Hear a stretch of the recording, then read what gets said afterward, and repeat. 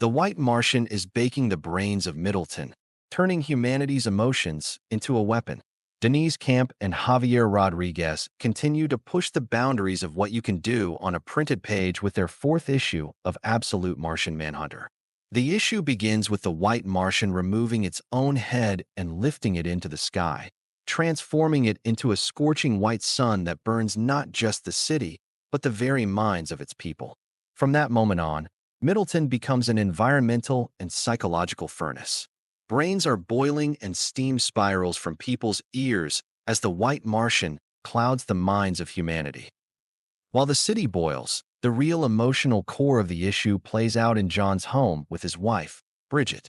Her actual face is devoid of color, emphasizing her emotional numbness. Instead, the emotions are painted vividly as glowing words across her face: absent, alone, not happy. Bridget's anger literally steams from her ears. She can no longer take how little John pays attention to the family. As the riot goes on in the city, John tells her that he's needed, but she counters and reminds him that his family also needs him. Bridget isn't just upset, she's done waiting to feel seen, and John may already be too late. After leaving his wife at home, John arrives at the aftermath of a riot that started over something as minor as spilled coffee. Now it's blood all over the pavement. The Martian stares up in concern at the burning white sun, realizing its influence isn't natural. One of the officers mentions it's been 103 degrees in the shade for 3 days straight, and everyone's walking around half-cooked. Even small talk turns ominous when we learn that Mayweather, the man John said should change careers last issue, quit 3 weeks ago. The Martian is trying different color lenses on the sun to see if he can put an end to the white heat as John slips a lost tooth into his evidence bag. As they leave, they watch the effects of the white sun unfold throughout the city. Steam clouds rise from the crowds, not metaphorically, but literally, hissing out of angry ears and swirling like storm clouds over Middleton. Every passerby seems one wrong look away from snapping. But on their drive, they pass some kids using a broken fire hydrant to cool off, proving that in all this madness, there's still room for peaceful innocence. But that peace doesn't last long.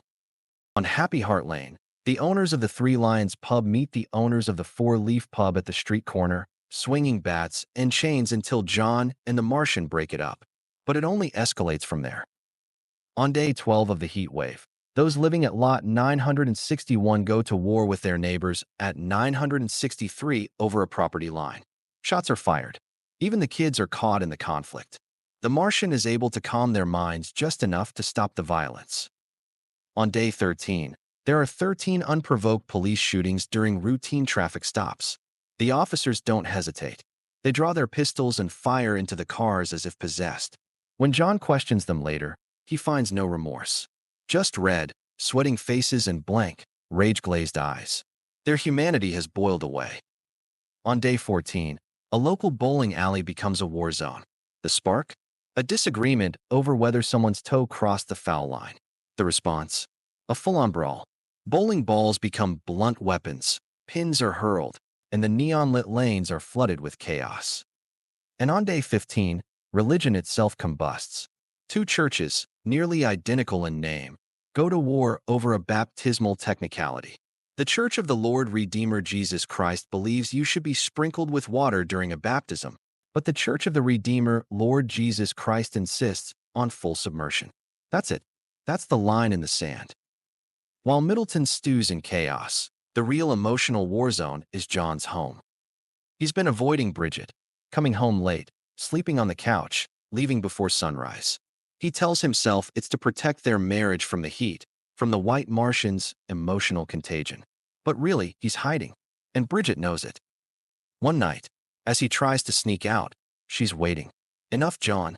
You can't avoid me forever," she snaps, storming into the room. He tries to play innocent, telling her she's imagining things. But the truth is already written across her face, not in her expression, but in the heat. Steam rises from her ears. Sweat pours down her brow. Her cheeks glow bright red. As her emotions boil over, John lights a cigarette, its green smoke intertwining with the white fog of resentment around them.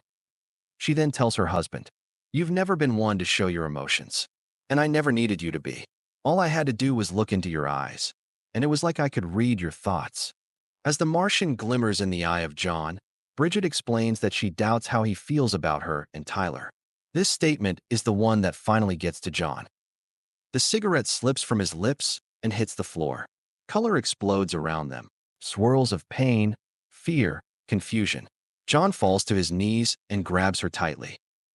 She looks down at him, and in one of the coldest artistic choices by Rodriguez this series, Bridget tells him she doesn't know him anymore, and as the panel switches back to John, we see Bridget holding the Martian's face as John tells her he's the same man he's always been.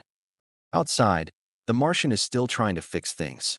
He is trying to find the right combination of color to counter the White Martian's sun. He seems to figure out the right spectrum, but things only worsen. Bridget pushes John away as her body flushes red from rage. I can't do this. I can't keep living with a stranger. Meanwhile, the White Martian's plan is just beginning. The new lens is placed over the white sun, but the spectrum activates 3 people scattered across the city, all armed with explosive vests. One heads for Middleton's nuclear plant, one for the coal station, and one for the gas line. Each one of them detonates their vests as Bridget tells John the shattering words, "I think you should stay somewhere else." Power across Middleton vanishes in an instant, and the fractured couple are overtaken by shadow as the Martian walks through the doorway. Misunderstanding, mistake, stupid, the alien's words drip with regret. The sun, the heat, the chaos, it was all a distraction. Darkness was the White Martian's true intent. And with that, this issue of Absolute Martian Manhunter comes to an end. Javier Rodríguez continues his magic by transforming the abstract feelings of every panel into physical reality. This series has been less of a comic and more of an experience, a pressure-cooked narrative that explodes into violence, tragedy, and metaphor. Deniz Camp is writing with fire, and Javier Rodríguez is drawing with pure madness. Let me know what you thought about this issue, and subscribe for more DC and Marvel content. If you're not reading Absolute Martian Manhunter, fix that now.